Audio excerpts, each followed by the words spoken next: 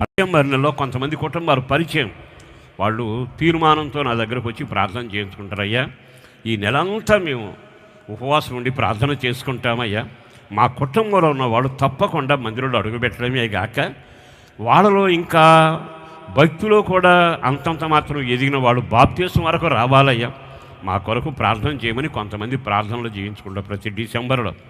ఆ తర్వాత వాళ్ళు ఉపవాస ప్రార్థన కొనసాగిస్తారు.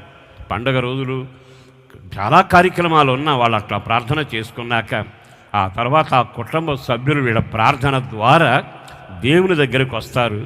కొంతమంది నామకార్థంగా బ్రతికి సంఘంలో ఉన్నవాళ్ళు పరిపూర్ణ స్థాయికి వచ్చి వాళ్ళు బాప్తీసాలు పొంది దేవుని బిడ్డగా మారుతున్నారు.